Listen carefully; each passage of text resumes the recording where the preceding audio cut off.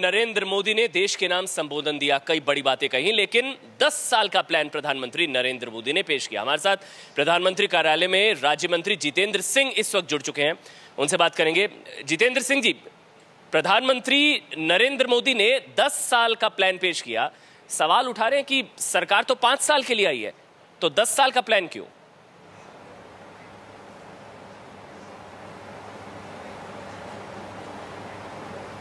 नहीं, सबसे पहली बात तो आपको ये ध्यान में रखनी होगी कि प्रधानमंत्री का भाषण बड़ा प्रभावी था, बड़ा जमीनी था और कई कारणों से बहुत ऐतिहासिक भी था। बहुत सी महत्वपूर्ण घोषणाएं वहां रही हैं और राष्ट्र निर्माण का कार्य युगों युगों में चलता है, उसमें कोई समय की सीमा रेखा नहीं रहती।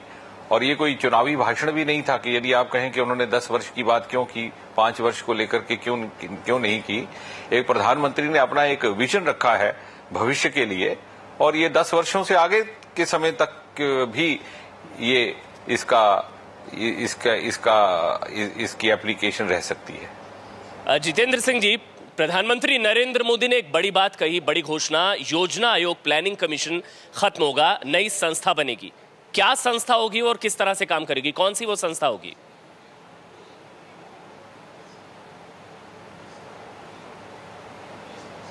देखिए, एक बड़ी प्रशंसनीय बात यह है कि आपने ये ध्यान दिया होगा कि प्रधानमंत्री ने अपने किसी भी पूर्व प्रधानमंत्री की भूमिका को नकारा नहीं है, बल्कि उन्होंने कहा कि प्रत्येक प्रधानमंत्री ने भी अपने अपने समय में यथाउचित अपनी भूमिका निभाई है।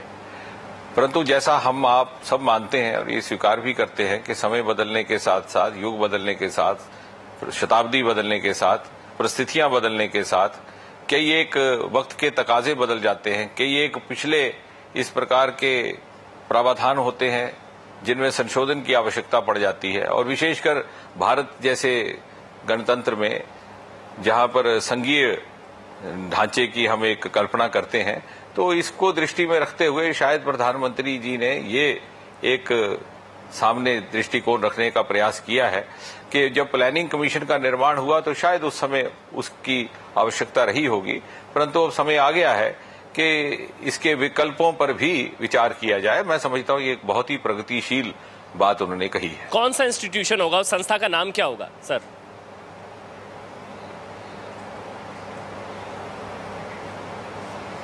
देखिए, जैसे प्रधानमंत्री जी ने स्वयं संकेत किया कि इस पर विचार चल रहा है और सभी मत प्राप्त करके ही इसमें आगे की कार्रवाई की जाएगी। अच्छा, एक और बड़ी बात प्रधानमंत्री नरेंद्र मोदी ने कही कि गरीबों के लिए बैंक अकाउंट खोला जाएगा, 1 लाख का बीमा होगा और इस तरह से गरीबों को जोड़ा जाएगा। इसका आधार क्या होगा, ये जानना चाहेंगे आपसे।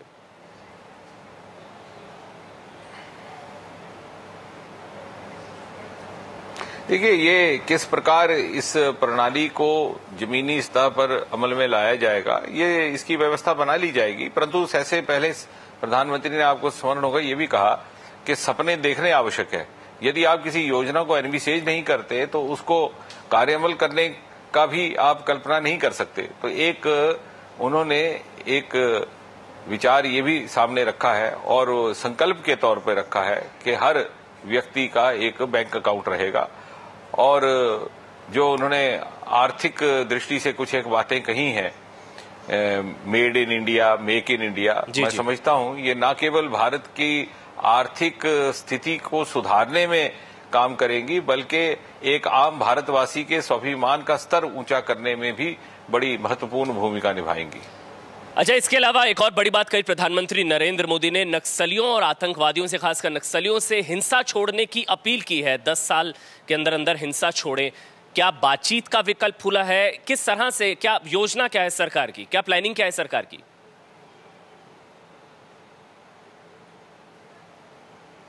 देखिए, बहुत ही स्टेट्समैनली बात की है, बहुत ही दानिशमंदाना बात की है प्रधानमंत्री ने। और साथ ही साथ ये भी कहा कि न केवल आतंकवादियों को पुनः विचार करना चाहिए उनकी गतिविधियों पर, बल्कि उनके माता पिता को भी ध्यान देना चाहिए कि क्यों कुछ एक हमारे युवा भटक जाते हैं, गुमराह हो जाते हैं। मैं समझता हूं एक प्रधानमंत्री के मुख से इस प्रकार की बात आनी, और वो भी उनके सर्वप्रथम भाषण में और लाल किले से, ये अपने में एक बहुत बड़ा सांकेतिक महत्व रखती है।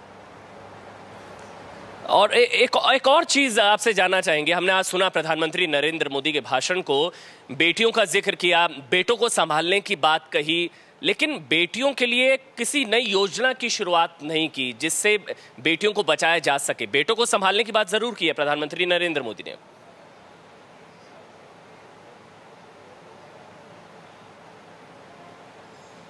नहीं, देखिए, जब उन्होंने बेटों की बात की है तो इसका अर्थ ये नहीं निकालना उचित होगा कि बेटियों की अवहेलना की है। वो उनकी प्राथमिकता में है ही है। और जैसे उन्होंने कहा कि शौचालयों का निर्माण हो, खासतौर बच्चियों के लिए पाठशालाओं में, तो ये अपने में उनकी प्राथमिकता दर्शाता है।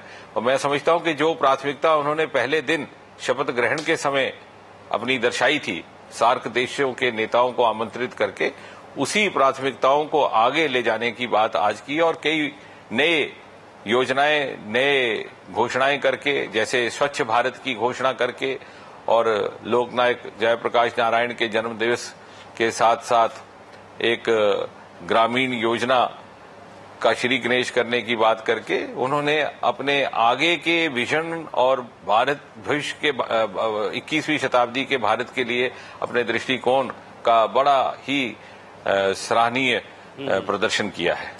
अच्छा, एक और बात प्रधानमंत्री नरेंद्र मोदी ने कही कि भारत को दुनिया में मैन्युफैक्चरिंग का हब बनाना चाहते हैं वो, ताकि आप यहां पर आकर मैन्युफैक्चर करें, यहां पर निर्माण हो, make in India, made in India.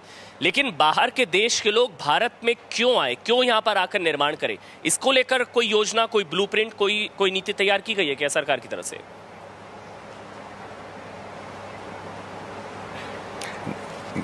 निश्चय इस दिशा में सरकार भी और सरकार के भिन्न भिन्न विभाग भी कार्य कर रहे हैं। और बहुत जल्द आपको ये देखने में मिलेगा कि भारत विदेशी निवेश को आकर्षित भी कर रहा है, विदेशी व्यापारियों को भी आकर्षित कर रहा है। और जैसा उन्होंने बिल्कुल ठीक कहा कि ये अगर व्यापार का हब बनेगा या व्यापार की दृष्टि से, तो ये न केवल आर्थिक दृष्टि से हमारे लिए लाभदायक होगा, बल्कि भारत के स्वाभिमान का स्तर ऊंचा करने का भी कार्य करेगा।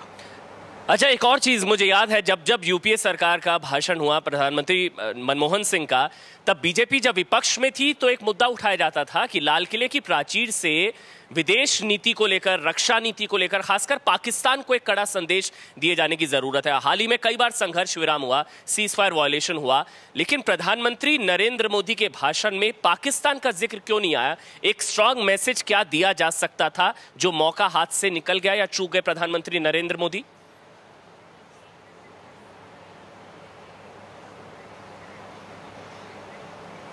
नहीं, मैं नहीं समझता ये उचित होगा ऐसा कहना।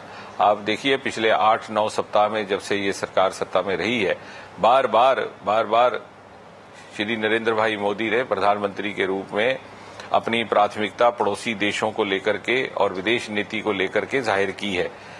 तुरंत अपने शपथ ग्रहण समारोह के बाद वो भूटान के प्रवास पर है, अभी हाल ही में नेपाल में लौटे हैं और एक ऐतिहासिक निर्णय लेते हुए शपथ ग्रहण समारोह में उन्होंने सार्क देश के नेताओं को आमंत्रित किया और बार बार उन्होंने ये दर्शाया है। और लेकिन मेरा सवाल दरअसल जितेंद्र सिंह जी आपसे इसलिए था क्योंकि देशों के साथ भारत के रिश्तों के स्तर को बढ़ाने के लिए संकल्पित है। नहीं, मेरा सवाल आपसे इसलिए था क्योंकि आप खुद जम्मू कश्मीर से, उधमपुर से आप सांसद है, जम्मू कश्मीर से आते हैं, इसीलिए आज से मेरा सवाल था कि क्या पाकिस्तान को लेकर कोई मैसेज, क्या कोई आज प्रधानमंत्री मोदी को कोई बात रखनी चाहिए थी आपके हिसाब से? आपको लगता है क्या?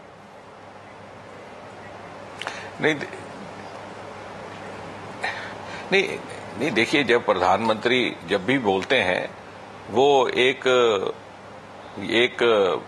डिक्लेरेशन ऑफ इंटेंट सरकार की ओर से होता है। और यदि आपको स्मरण होगा, अभी 2 ही दिन पहले लद्दाख में अपने भाषण में उन्होंने पाकिस्तान और ये जो सीमा पार से होने वाले आतंकवाद को लेकर के, या जिसे आप प्रॉक्सी वार भी कह सकते हैं, अपने विचार रखे थे।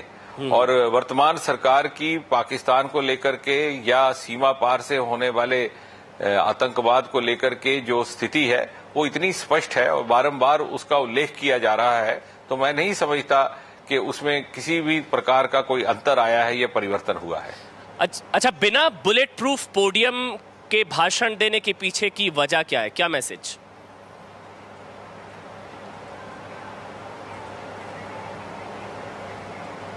मैं समझता हूं कि प्रधानमंत्री ने ऐसा निर्णय करके जनता के साथ सीधा सीधा कनेक्ट किया है और उनको इतना विश्वास है अपनी जनता पर, और हर एक लिहाज से इस निर्णय की प्रशंसा होनी चाहिए। अच्छा, मेरा आखिरी सवाल जल्दी से, महंगाई का जिक्र क्यों नहीं था? और इससे एक जनता का कॉन्फिडेंस बिल्ड करने में, आत्मविश्वास नहीं, ये एक आज महंगाई सबसे बड़ा मुद्दा था और मोदी सरकार शायद महंगाई रोकने में नाकाम रही है। देखिए, जो आप कुल मिलाकर के जब उनके भाषण को देखेंगे, कुल मिलाकर के जब आप उनके भाषण का अध्ययन करेंगे, जिसमें make in India, made in India इत्यादि की बातें आई हैं, तो इनका सीधा सीधा आखिर प्रभाव पड़ता है आर्थिक स्थिति पर। और यदि आर्थिक स्थिति सुधरेगी तो महंगाई स्वयं स्वाभाविक है घट जाएगी, कम हो जाएगी। और मेरा ख्याल से इसको उस दृष्टि से देखने की आवश्यकता है। बहुत बहुत शुक्रिया प्रधानमंत्री कार्यालय में राज्य मंत्री, कार्मिक राज्य मंत्री जितेंद्र सिंह, आपने समय निकाला, बहुत बहुत शुक्रिया एबीपी न्यूज से बात करने के लिए। तो बेशक सीधे तौर पर तो महंगाई का जिक्र नहीं किया, लेकिन जो बातें कही हैं उससे अर्थव्यवस्था पर जरूर इसका असर होगा।